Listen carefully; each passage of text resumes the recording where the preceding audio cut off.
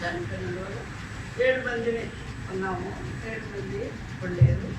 అయితే నేను లాస్ట్ 1 నా తర్వాత నా తమ్ముడు ఉన్నాడు. ఆ అబ్బాయి దైవజనుడు, హైదరాబాద్లో గొప్ప సేవ చేస్తున్నాడు, ఇంటర్నేషనల్ స్పీకర్ అబ్బాయి.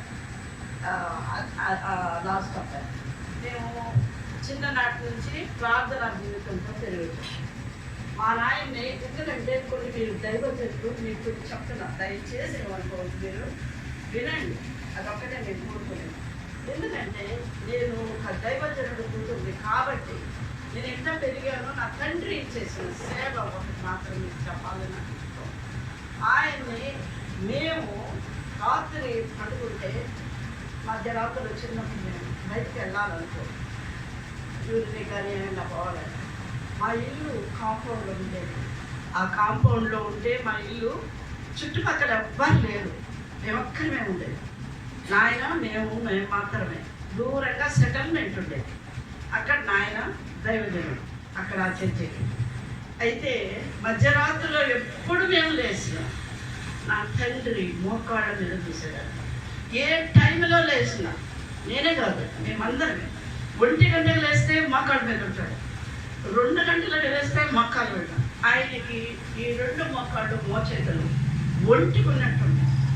అంతగా ప్రార్థనాపరుడు, నడిచి సేవ చేసిన వ్యక్తి ఆయన. ఆయనకి సైకిల్ కూడా రాదు. ఇదే ప్లేసులన్నీ దండయాత్రల్లో బోర పట్టుకొని పాటలు పడతా ముందు నడిచి వెనక పాస్టర్స్ ఫాలో అయ్యేవారు. వాక్యం నాయన చెప్పేవారు. అందుకే ఆయనకి బోర పాస్టర్ అని పేరు. ఏసన్న గారు అనుకోకుండా బెంగళూరులో ఆయన వాక్యం చెప్పి వస్తున్నప్పుడు కారు మిస్ అయింది ఆయనది. ఆ కారు మా అక్క కూతురు కారులో వచ్చాడు ఏసన్న. కారు వేరే వాళ్ళలో వెళ్ళిన తర్వాత సార్ నా కారు ఉంది, దాంట్లో పంపిస్తానని తీసుకొస్తే మా నాయన కారులో ఉన్నాడు. నాయన అడిగాడంట, అమ్మ నాకు ఏసన్న చూడాలని చాలా ఆశ. వృద్ధాప్యంకి వచ్చేసాడు, ఇక దేవుడి దగ్గర పోయే టైంలో. అడిగితే నా తాతయ్య ఆయన చూద్దు అని. చూసానికి వీల్లేదు, భయంకరమైన చలివి ఆ టైంలో.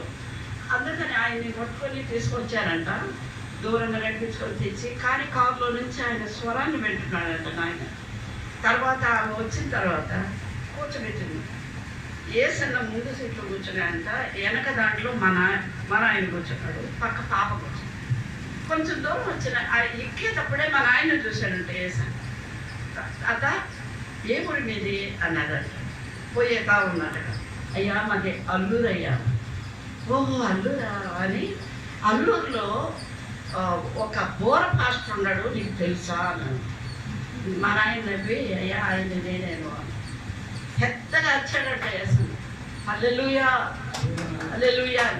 ఎందుకు అరిచాడంటే ఆయన దేవుణ్ణి అడుగున్నాడంట, ఆయన నేను చూడాలి ప్రభు అని. మా ఆయన దగ్గరికి వచ్చాడు ఏసన్న. కాబట్టి దైవజనుల యొక్క కోరిక ఆయన నెరవేరుస్తుంది. ఇంకొకటి అన్నిటికంటే నాకు ఇష్టమైంది దేవుని ముందు అవేలా చెప్తున్నాను, దైవజనులు అంటే నాకు ప్రాణం.